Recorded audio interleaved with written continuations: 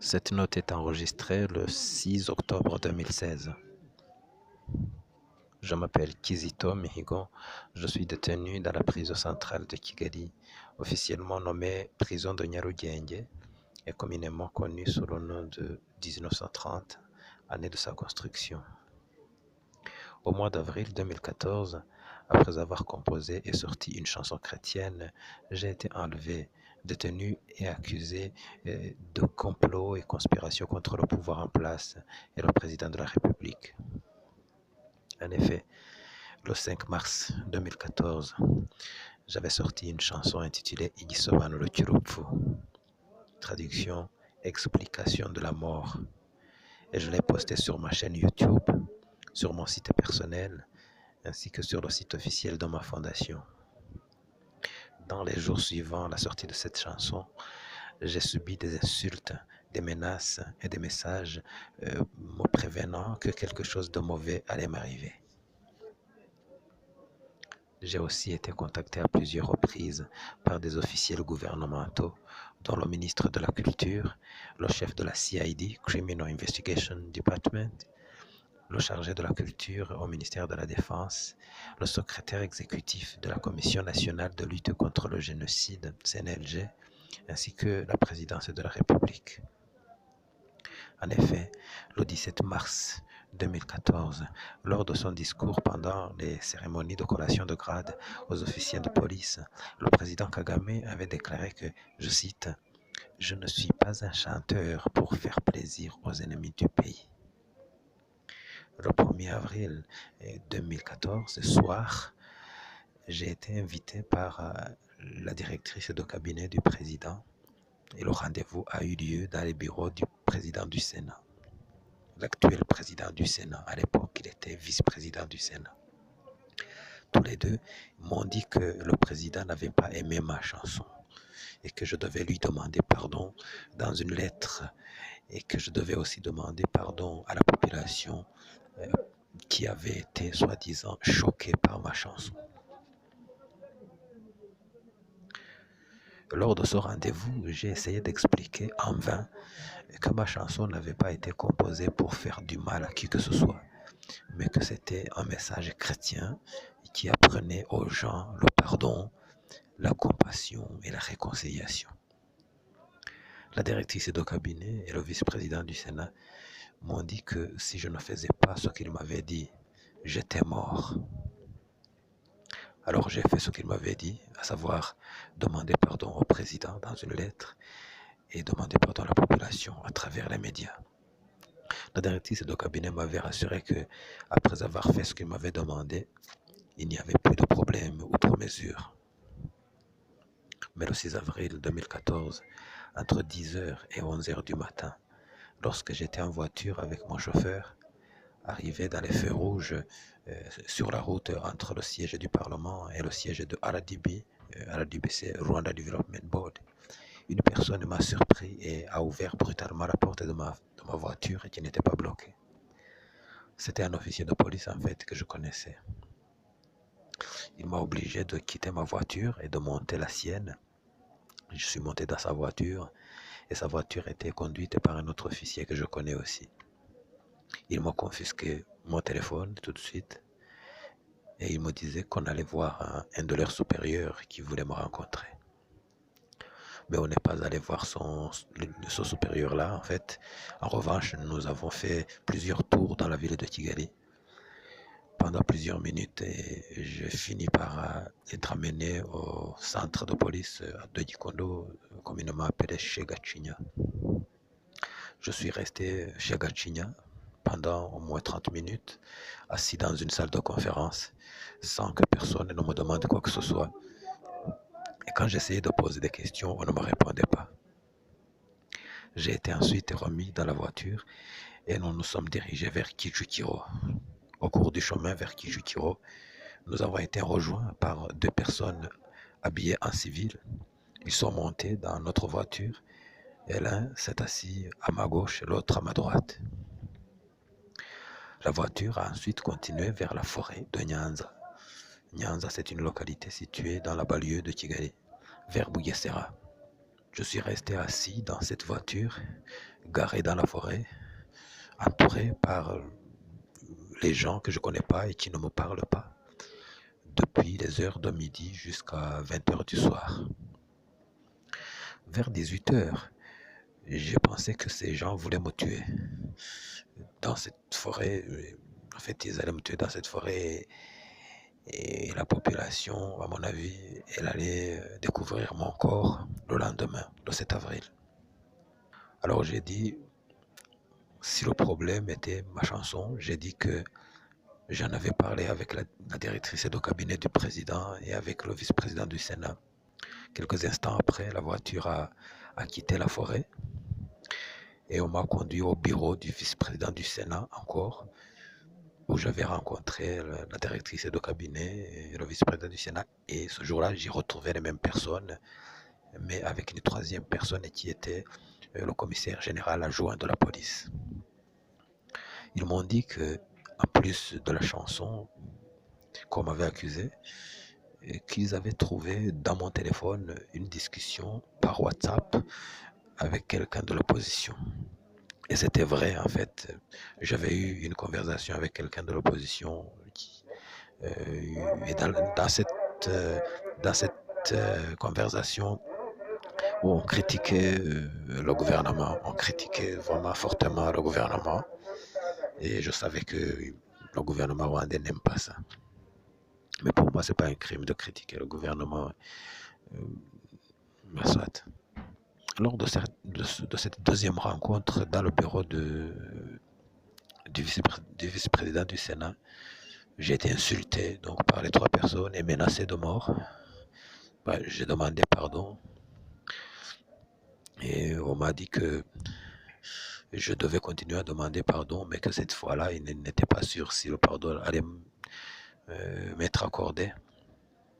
J'ai ensuite été remis en voiture et on m'a mis un sac noir sur la tête, un sac qui me couvrait la tête.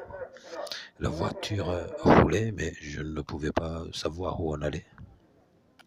Quelques minutes après, je me suis retrouvé dans une chambre avec un lit, une chambre dans une maison d'habitation, et j'y suis resté pendant 9 jours. J'étais menotté jour et nuit. Je mangeais une fois par 2 jours, une fois dans 2 jours. Jusqu'au jour où je vous parle, je ne sais pas encore où se trouve cette maison, car on me couvrait la tête avant d'y entrer et avant d'y sortir. Dans cette maison, j'ai subi beaucoup d'interrogatoires très musclés. Le 10 avril, par exemple,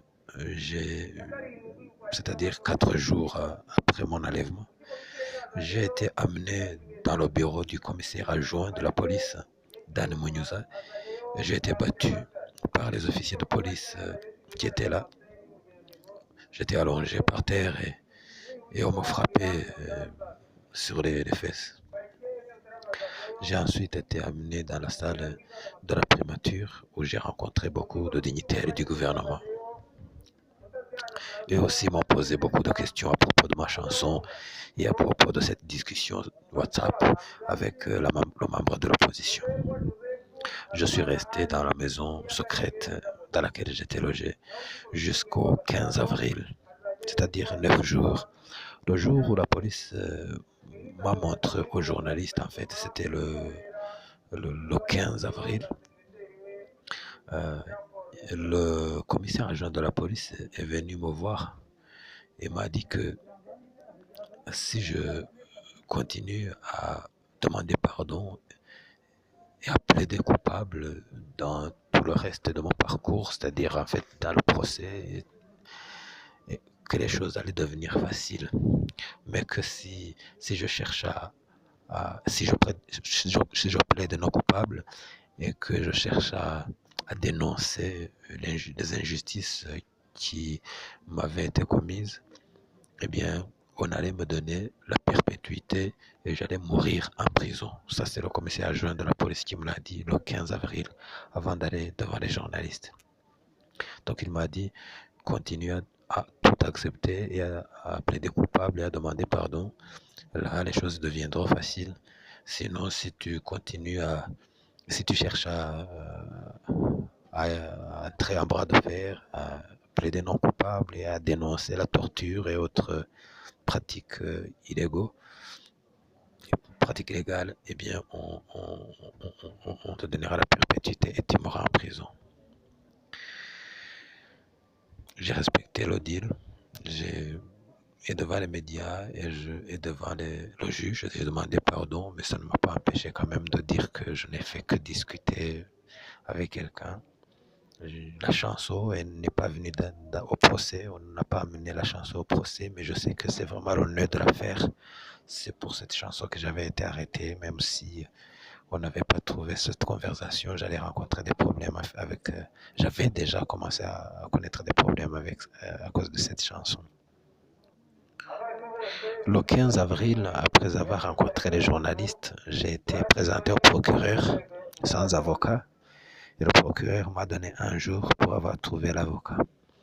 Durant le procès, j'ai plaidé toujours coupable, comme j'avais promis. Et le 27 février 2015, le verdict est tombé et la haute cour a décidé que je devais faire 10 ans de prison. Tous les crimes qu'on m'accusait, il a dit que j'étais coupable de tous les crimes sauf la complicité dans le terrorisme. Ça, je n'ai pas été coupable de ça. Dans les 30 jours qui ont suivi le verdict, j'ai fait appel à la Cour suprême et j'attends toujours la convocation de la Cour. J'aimerais vous citer quelques noms des personnes que j'ai rencontrées pendant tout ce chemin de croix. Le ministre de la Culture s'appelait Potem Itali. Le chef de la CID s'appelait Théos Badeghe. Le chargé de la Culture au ministre de la Défense s'appelait Gérard Nyirimanzi. La directrice de cabinet du président s'appelle Inès Mambara. Le vice-président du Sénat s'appelait Bernard Makuza. Il est actuellement le président du Sénat. L'officier qui m'a enlevé, qui est entré brutalement dans ma voiture, c'était le Chief Inspector of Police, Athanase Ruganinwari. Son collègue s'appelait Aphrodis. Le commissaire général adjoint de la police, c'est Dan Munyuza. Mon chauffeur à moi s'appelait Gérard Nawangundi. Et le secrétaire exécutif de la CNLG, la Commission nationale de lutte contre le génocide, s'appelait Jean de Dieu Mucho. Pendant la détention illégale, j'ai aussi rencontré le général James Kabarebe, le général Freddy Bingira, le général Jacques Nziza, le général Karenzi Karake, le docteur Jean-Pierre Dusingizemungu, le président d'Ibuka, le businessman Gatera Egide et beaucoup d'autres. Pour moi, ce que je peux dire comme commentaire, c'est que mon procès est un procès très très politique, avec des preuves fabriquées. Par exemple, mes co-accusés, je ne les connaissais pas vraiment. Je ne connaissais que Cassien en tant que journaliste, mais les autres, je ne les connaissais pas. Je trouve qu'il n'y a pas du tout de connexité dans nos cas, mais il fallait que ces co-accusés viennent pour que je sois coupable. Et l'un d'entre eux, celui qui s'appelle Jean-Paul, l'a dit devant le juge. Il a dit que la police l'a torturé en essayant de le convaincre, en lui disant que il faut qu'il plaide coupable pour que Kizito soit coupable. Il a dit ça devant le juge lors du procès dans le fond. Je trouve que c'est un procès politiquement motivé et avec des charges fabriquées et dans lequel la procédure pénale n'a pas été respectée et avant lequel il y a eu beaucoup de pratiques illégales, de la torture, des détentions illégales, l'enlèvement, non pas l'arrestation, mais l'enlèvement parce que normalement, quand tu es arrêté, on te dit pourquoi tu es arrêté, on te montre un mandat, etc. Mais ça n'a jamais été le cas dans notre